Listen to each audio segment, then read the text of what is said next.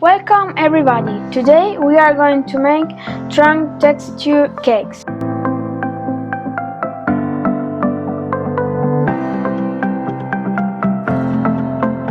We are going to start by making the short crust pastry. For what we are going to need 250 grams of common flour, 155 grams of butter at room temperature so that it's soft enough to be able to work with it, 50 grams of icing sugar, a pinch of salt and 20 grams of water. We could replace the salt with a pinch of sugar if we want the dough to be sweet.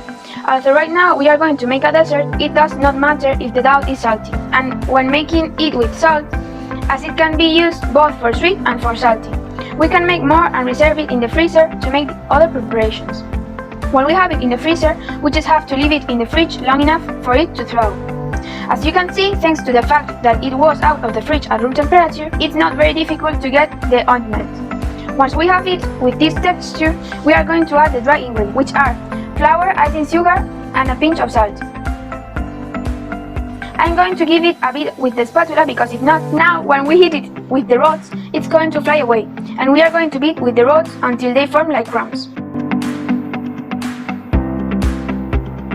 And once we have it like this, you see, which is like a crumb, we add the 20 grams of water. And we begin to knead by hand. With freshly washed hands, or if you want, you can also use latex gloves. As you can see, after kneading for a while, it begins to take on the consistency of dough. But you have to continue a bit until a totally compact and homogeneous ball is formed. Well, once we have this consistency, we make a ball with the dough. We wrap it in a little piece of plastic wrap, and once we have it like this, we put it in the fridge and let it rest for an hour. We are going to proceed to make the decoration, for which we are going to use dried banana slices. So I already have the oven preheating to 120 degrees. Take out the whole banana and cut it into slices. Now we proceed to place the slices on the oven tray, which we have lined with a little parchment paper, and we are going to put it in the oven for 10 minutes on each side. Once 10 minutes have passed, we turn the banana slice over and another 10 minutes. This time I have cut the slice thinner than recommended, so I recommend that you take a look at the oven and don't neglect it and say 10 minutes because you can find the banana chips burnt. So you have to be vigilant. And now I'm going to take them to put them in the oven. Once the hour has passed in which we have had the dough in the fridge, we are going to smooth it out. I have put 2 mm circle on the rolling pin so that the dough does not come out too thick. Once we have smoothed it with the help of a cutter, we are going to make a circle so that we can fill the smalls with the dough. I'm going to help myself with something round and a knife. We put it on the dough and with the knife carefully cut along the edges. And as you can see, the circles come out. This one came out too thick, so I'm going to smooth it out a bit more. Once it has more or less the same thickness everywhere, we have to cut a triangle from the center out, and then we put these two sides together. It stays like this. It's much easier to put it in the mold, and then we will not have so much left over, which we will have to remove later. I'm going to cut it, actually a little bit more. Once we have it inside the mold with the help of our hands, we shape it and flatten it so that it has more or less the same thickness everywhere. If we see that it's left over, then we will remove it without any problem. And you will stay that way. We repeat the operation until we run out of dough. Once we can't cut out any more shapes, we roll back into a ball, stretch it out again, and repeat the process again. Once we have all the 5 molds covered with dough, we make holes with the help of a fork, so that when they are baked, they do not inflate. Once we have pierced it, we put parchment paper, which we have cut into squares, so that it covers all the walls, and so that the dough does not rise. We can use a special ceramic bowl for this, or just like with lentils, chickpeas, or some legume that has weight. We fill it inside and put it in the oven tray. We take it to the oven preheated to 180 degrees for about 40 minutes or so.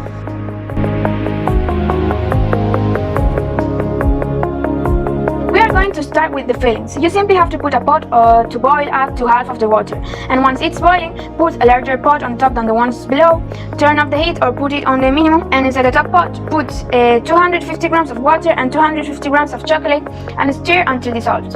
And now here I have a bowl with cold water in which I have put the cup to which I have passed the mixture, and we are going to beat it until it has the consistency of mousse. Add 20 grams of cream and beat only until incorporated. And that's it. Now we dry the cup so that it doesn't get wet in the refrigerator, and we refrigerated it until we are going to use it, and the first filling will be there. Now we are going to make the second filling, for which we are going to whip the cream and we are going to add peanut butter with enveloping movements. We have 120 grams of cream at 35% of fat so that it can be easily assembled. Once we have assembled it, being careful not to overbeat, add the peanut butter and incorporate it with enveloping movements. It's important that the cream is cold so that it's mounted well, because if it's not, it may cost us a little more to mount it. We help ourselves with the spatula and being careful not to lower the air to the cream. We incorporate the peanut butter until there is a completely homogeneous mixture. We have to have something like this left, and now we reserve it in the refrigerator until we use it. Once we have the fillings and the dough ready, which has already come out of the oven, we are going to start the assembly. We are going to remove the pieces of paper from the dough and we are going to start filling them. I'm going to fill directly in the molds, although I plan to take them off later. It's more convenient for me to fill them directly here. We started with the chocolate mousse. Keep in mind that you have to fill half with each one, always leaving a border. I'm going to add 2 tablespoons to each one and put it in the refrigerator until the mousse acquires the consistency it has to have to pour the mixtures of cream and peanut butter on top. We are going to put the second layer with the help of 2 teaspoons and carefully flatten it with the help of one of them, so that it's more or less like this. And we repeat the operation with all the desserts. As we finish with a few, we put them in the fridge to cool down and not melt the chocolate.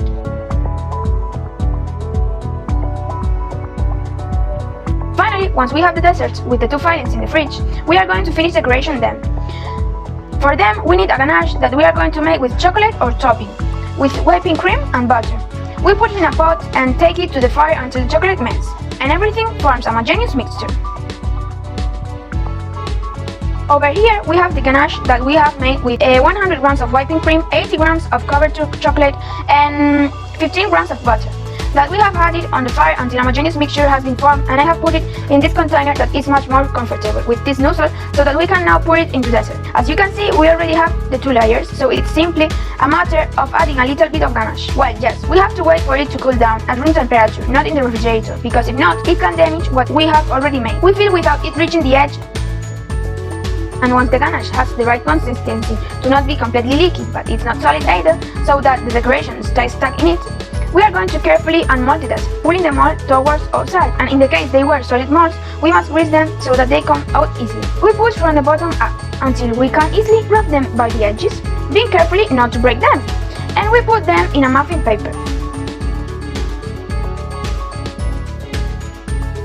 Then we put 2 chocolate-covered almonds or peanuts, more commonly known as conquitos, and a slice of banana chip from the ones we have been doing previously.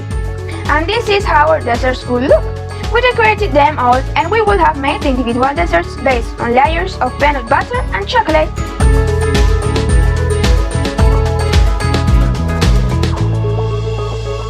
I wait for you in my next videos.